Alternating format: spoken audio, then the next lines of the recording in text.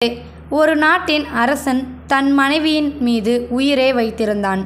தன் மனைவியிடம் கண்மூடித்தனமான அன்பை வைத்திருந்ததால் தன் மனைவி எதை செய்ய சொன்னாலும் அதில் உள்ள நியாயம் தர்மங்களை பார்க்காமல் தன் மனைவியின் கோரிக்கைதான் முக்கியம் என்று எதையும் செய்துவிடுவான். ஒரு முறை தன் தோழிகளிடம் மகாராணி அந்தப்புரத்தில் விளையாடி கொண்டிருக்க அப்போது அந்த வழியாக வந்த பறவை ஒன்று மகாராணியின் தலையை கொத்திவிட்டு சென்றது. வலி தாங்க முடியாமல் மகாராணி அலறிக்கொண்டே கீழே அமர்ந்தாள். அதை கவனித்த அரண்மனை தோழிகள் மகாராணியை பார்த்து சிரிக்க மகாராணிக்கோ கோபம் தலைக்கேறியது. உடனே அரசரை அந்தப்புரத்திற்கு வரவழைத்து, அரசே, என்னை ஒரு பறவை தலையில் கொத்தி காயப்படுத்திவிட்டது. ஆனால் அதைவிட என் தோழிகள் முன்னால் அவமானப்பட்டது என் மனதில் இன்னும் அதிகமான வலியை தருகிறது. உடனே அந்த பறவையை பிடித்து அதற்கு மரண தண்டனை விதியுங்கள் என்று தன் கோரிக்கையை அரசனிடம் தெரிவித்தாள். மகாராணியே, 5 அறிவு ஜீவன், தெரியாமல் செய்த தவறுக்கு ஏன் இவ்வளவு கோபம்? இந்த முறை அதை மன்னித்து விடலாமே என்று அரசன் கூற, இல்லை இல்லை, மன்னிப்பதற்கான வாய்ப்பே இல்லை. அதை கொன்றால் மட்டுமே என் மனம் அமைதி அடையும் என்று மகாராணி பிடிவாதமாக இருந்தாள். இனி பேசுவதில் பயனில்லை என்பதை புரிந்து கொண்ட அரசன், சரி, உங்களை எந்த பறவை காயப்படுத்தியது என்று கேட்க, இருள் சூழ்ந்த நேரம் என்பதால் சரியாக கவனிக்க முடியவில்லை என்று மகாராணி கூறினாள். இப்படி கூறினால் எப்படி? எந்த பறவை என்று அடையாளம் தெரியாமல் எப்படி தண்டிப்பது என்று அரசன் யோசிக்க, மகாராணியோ சிறிதும் யோசிக்காமல், அரசே, நம் நாட்டில் இருக்கும் அத்தனை பறவைகளையும் சிறைபிடித்து மரண தண்டனை விதியுங்கள் என்று மகாராணி கூற, அதை கேட்டதும் அரசர் அதிர்ந்து போனார். ஒரு பறவை செய்த தவறுக்கு நாட்டில் உள்ள அத்தனை பறவைகளையும் அழிப்பதா? இது மூர்க்கத்தனமான செயல் என்று அரசன் வாதிட்டான். ஆனால் மகாராணி தான் எடுத்த முடிவில் உறுதியாக இருக்க, இனி பேசி எதுவும் நடக்கப் போவதில்லை என்பதை புரிந்து கொண்ட அரசன் நாட்டில் உள்ள வேடர்களை வரவழைத்து பறவைகளை பிடிக்குமாறு உத்தரவிட்டான். 1 வார காலமாக வேடர்கள் நாட்டில் இருந்த 3/4வாசி பறவைகளை பிடித்து சிறையில் இன்னும் ஓரிரு நாட்களில் அத்தனை பறவைகளையும் பிடித்துவிடலாம். அதற்கு பிறகு தண்டனை தரலாம் என்று அரசன் அரசியிடம் ஆறுதல் சொல்லிக்கொண்டே இருந்தான். வேடர்களுக்கு பிடிபடாமல் கருடனின் பாதுகாப்பில் இருந்த சில பறவைகளும் தாங்களும் இனி சில நாட்களில் பிடிபட்டு விடுவோம், அதற்குள் ஏதேனும் செய்து எங்களை காப்பாற்று என்று கருடனின் தங்கள் கோரிக்கைகளை முன்வைத்தன. வெகு நேரம் யோசித்த கருடன் மனைவியின் பேச்சை கேட்டு முட்டாள்தனமாக நடந்து கொள்ளும் அரசனிடம், கருணையை இனி நாம் எதிர்பார்ப்பது முட்டாள்தனம்.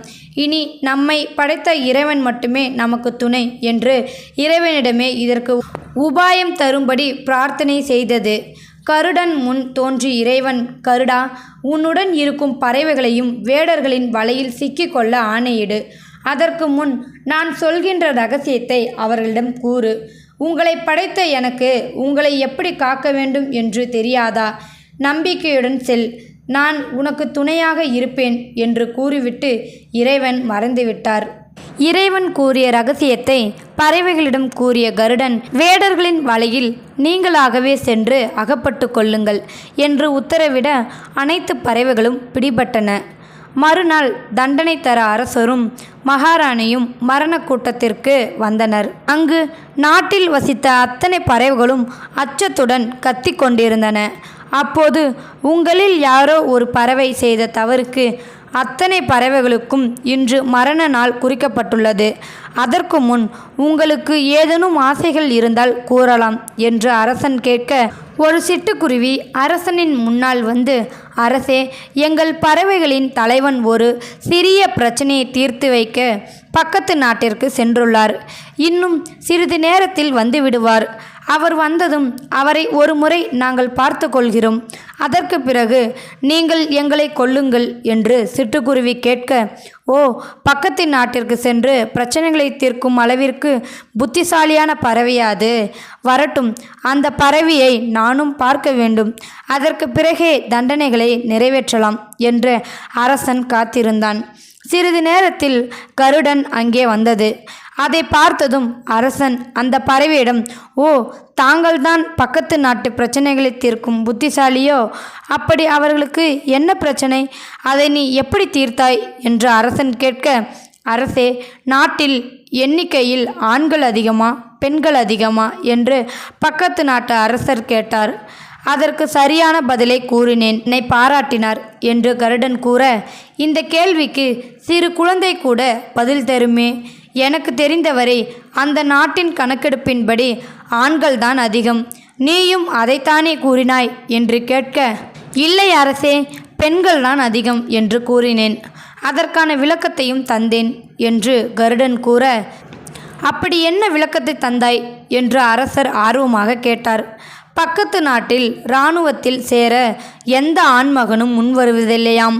விசாரித்து பார்த்ததில் அவர்கள் வீட்டில் இருக்கும் தாய், மனைவி, சகோதரி என்று பெண்களின் பேச்சை கேட்டுக்கொண்டு நாட்டின் பாதுகாப்பை பற்றி கவலைப்படாமல் இருந்துள்ளனர்.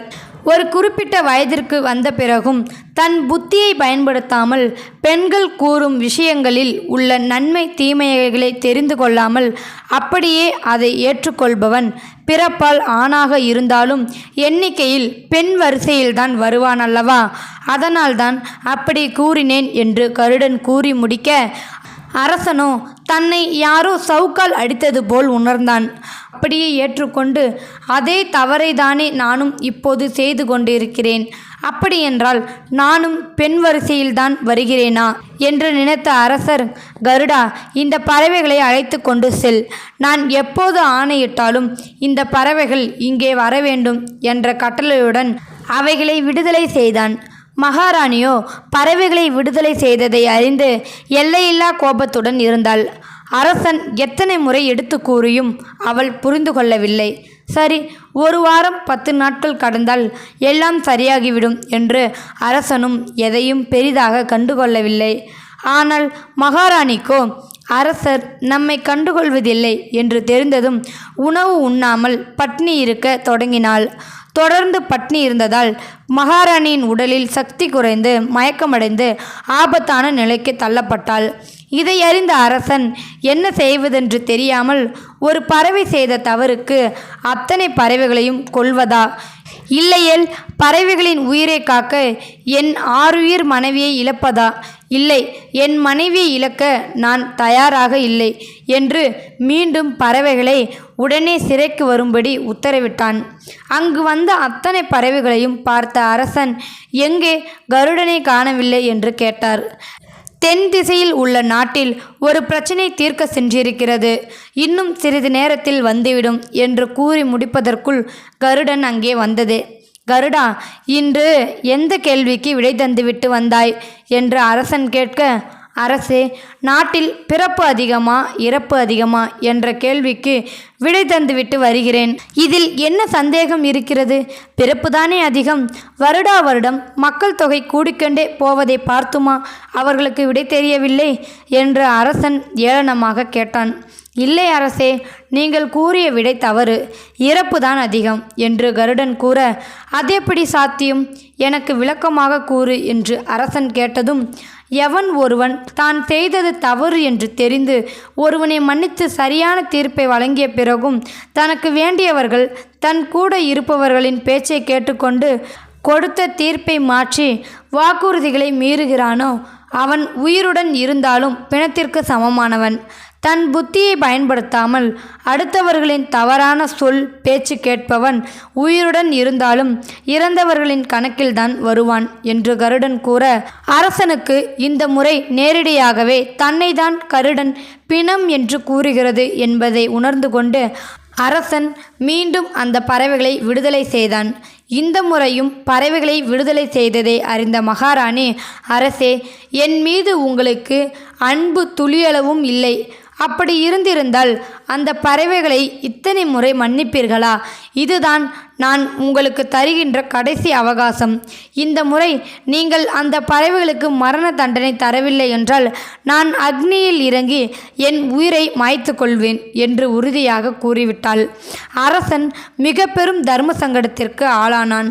இல்லை, யார் எப்படி வேண்டுமானாலும் சொல்லட்டும், இந்த முறை நிச்சயம் பறவைகளை கொன்று என் 6 உயிர் மனைவியை காப்பாற்றிக் கொள்வேன் என்று உறுதி எடுத்துக்கொண்டு பறவைகளை மீண்டும் சிறைக்கு வரும்படி உத்தரவிட்டான். இந்த முறை எல்லா பறவைகளுடன் கருடனும் வந்திருந்தது. கருடனை பார்த்து எதையும் கேட்கக்கூடாது என்று இருந்த அரசன் கருடனை பார்த்ததும், இன்று எந்த கேள்விக்கு விடை தந்தாய் என்று தன்னையும் அறியாமல் கேட்டுவிட்டார். அரசே, இன்று ஒரு பெரிய கேள்வியுடன் வந்திருக்கிறேன். நம் நாட்டில் முட்டாள்கள் அதிகமா புத்திசாலிகள் அதிகமா என்று கருடன் கேட்க, இதில் என்ன சந்தேகம், நம் நாட்டில் புத்திசாலிகள் தான் அதிகம் என்று பெருமையாக அரசன் கூறினான். அதற்கு கருடன் இப்படி கூறியது: எந்த அரசன் ஒரு பிரச்சனையில் உள்ள நியாயம் தர்மங்களை பார்க்காமல் தனக்கு வேண்டியவர்களுக்கு எது தேவையோ அதை மட்டும் செய்கிறானோ, அப்படி அந்த அரசன் செய்வது தவறு என்று தெரிந்தும் அதை அப்படியே ஆமோதிக்கும் அரசர்கள் இருக்கிறார்களோ, அவர்கள் அனைவரும் உயர்ந்த பதவியில் இருந்தாலும் முட்டாள்கள்தான்.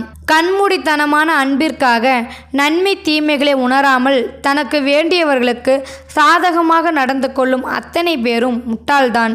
இப்போது கூறுங்கள், நம் நாட்டில் புத்திசாலிகள் அதிகமா முட்டாள்கள் அதிகமா என்று கேட்க மன்னன் தலைகுனிந்து நின்றான். நாம் எவ்வளவு பெரிய முட்டாள் என்பதை உணர்ந்த அரசன், மகாராணி உண்மை புரிந்து உயிருடன் இருந்தால் இருக்கட்டும், இல்லையில் இறக்கட்டும்.